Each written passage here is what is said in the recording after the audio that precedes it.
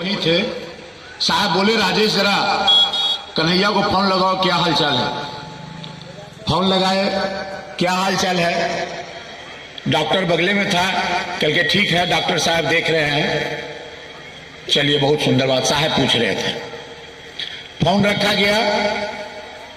Doctor जो था सिल्लीगुड़ी वाला बोला कि किनका फोन था। फोन साहब का। कल के साहब श्री हरिंद्रनाथ जी का। कल के अब आप ठीक हो जाइएगा, आपका इलाज हो चाहे नहीं हो। अब बोलिए, एक अगला डॉक्टर बोलता है कि आपका हरिंद्रनाथ जी खबर ले लिए, अब आप ठीक हो जाइएगा। तब साहब बोले, संसार में मेरा नाम तो हो गया, लेकिन धरातल पर महादेव का काम नहीं। सोच लीजिए, साहब बोले कि अभी लोग चल रहा है तो कहता है यह चल लो शिव चर्चा वाली और यह चल लो शिव चर्चा वाला, और यो लोग के चलते हमको भी कहने लगा कि यह शिव चर्चा वाला साहब जा रहा है। इसी दिन के लिए हम शिव को गुरु माने थे, इसी दिन के लिए हम धरती पर आए थे। बताइए हम लोग क्या कर रहे हैं, थोड़ा विचारिए। न्यास का मीटिंग था, शिव श्री हरिंद्रनाथ फाउंडेशन।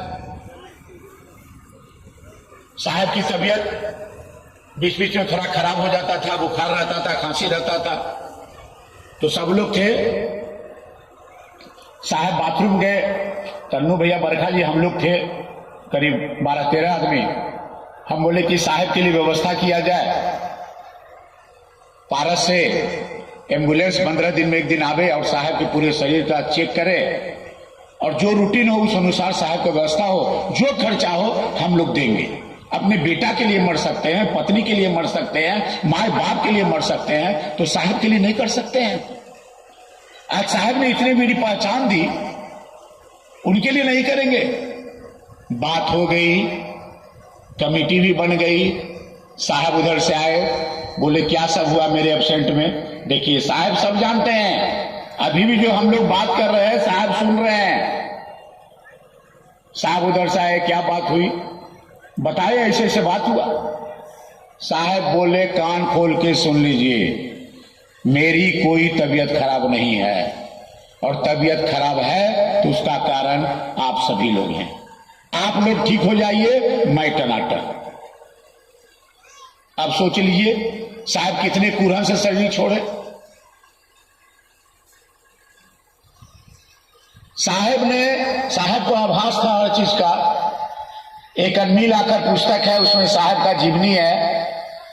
वह साहब के पुत्री अनुनीता आनंद उर्फ लवली दी और उनके सरबेटा पंकजजीत सेन, ये दोनों मिल के अनमील आकर लिखे हैं।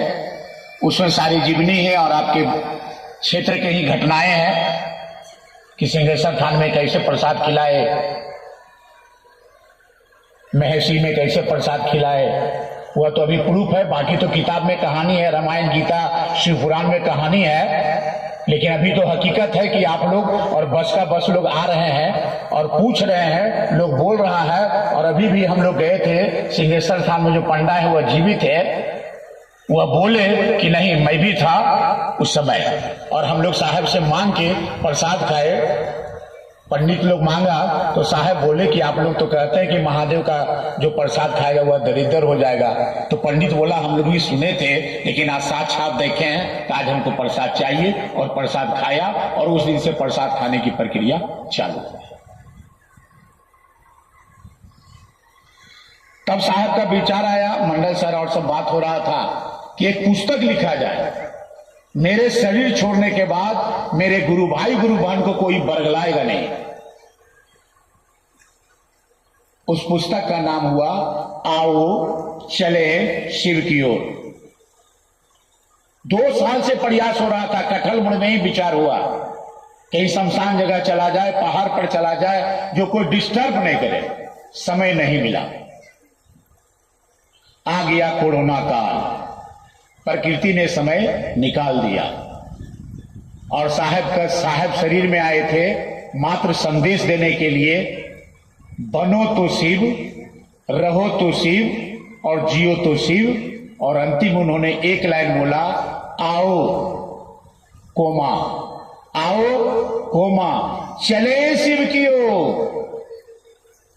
आओ कहां, मेरे पास, चले शिव की ओर, मुझे शिव तक का रास्ता देखा हुआ है, जो मेरे पास आएगा उसको हम शिव तक पहुंचा देंगे, जो मेरी बातों पर नहीं चलेगा वह गुमराह हो जाएगा। अब निर्णय आपको करना है कि आपको गुमराह होना है कि 84 लाख जौनी में भटकना है या साहब की बात पर चलना है, क्योंकि शिव शिष्य का पुनर्जन्म होगा और जन्म जन्मांतर महादेव का काम करना है।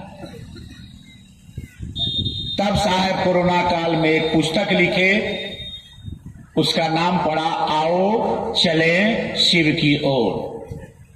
साहब बोले 10,000 साल में शिव गुरु की बात हुई, लेकिन शिव का शिष्य कैसे बना जाए यह धरातल पर पहली बार हरिंदान जी के मुख से निकला।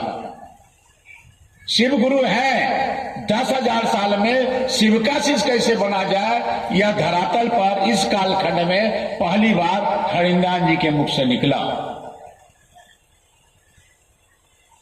और साहब बोले कि मेरे पास पैसा नहीं है, अगर मेरे पास पैसा रहता तो ये पुस्तक को आओ चले शिव की ओर को सोना के जिल्द में मड़वा के लोगों को देता। याद कीजिए, शुरू में पुस्तक निकला था बिना जिल्द का, जिसका दाम 390 था।